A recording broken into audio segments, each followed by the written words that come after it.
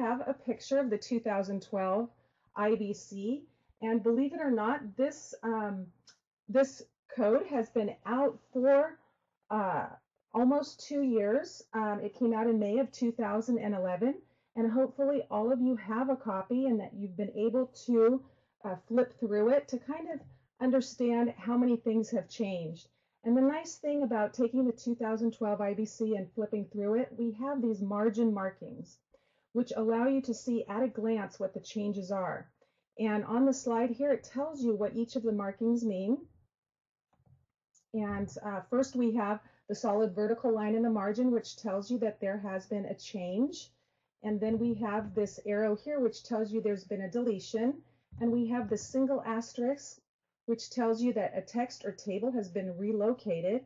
And then the double asterisk, which indicates that the text or table immediately following it has been relocated elsewhere in the code. So that enables you to see very quickly what the changes are. Unfortunately, this is not done with rigid consistency. So there are times where you may be reading a provision, not see the solid vertical line in the margin, and yes, it has in fact changed, and the only way you would know that is to pull out your 2009 IBC and compare.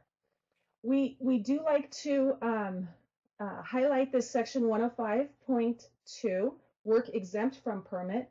This is a section that's not in your familiar structural chapters, but something that I would invite all of you to take a look at. It's quite interesting to read through the 13 items that don't require a permit, and you may be surprised by some of them. It doesn't exempt you from complying with the code, but you don't have to go through the process of getting a permit. Now, there has been this item 2, fences not over 6 feet in height. That's been in the code for a very long time, and that has been increased to 7 feet in height, which is good because sometimes there's decorative features, sometimes there's variability in construction of the fence so that it goes over that 6 feet, and we don't want that to throw you into having to submit for a permit and go through that process. Now, chapter 2, again, not a structural chapter, but this is a very, very important chapter. Another place that we would invite you to take some time and look through.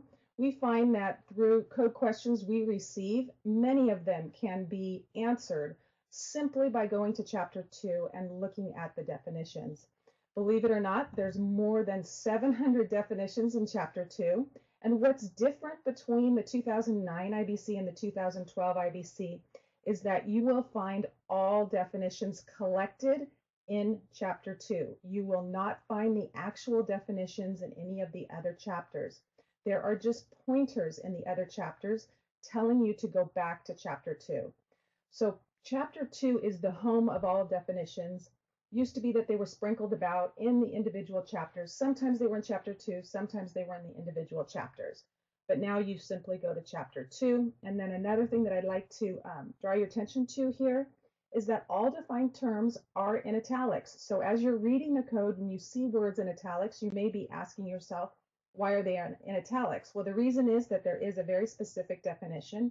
It may not be the definition that a layman would think, but rather it's for the purpose of applying code provisions.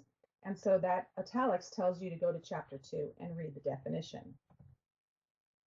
Okay, moving into chapter 15, roof assemblies and rooftop structures, we have solar panels, and solar panels are very popular these days. Everywhere you go to Home Depot, you see workshops on solar panels. They're referred to as photovoltaic elements or photovoltaic modules, shingles, or photovoltaic systems in the building code.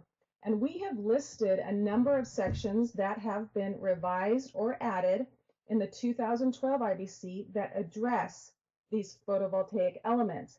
And now there is code verbiage that requires that they be designed for wind resistance or comply for wind resistance in some manner. It's not exactly clear what that manner is, but there is code language that places the onus on the structural engineer to comply.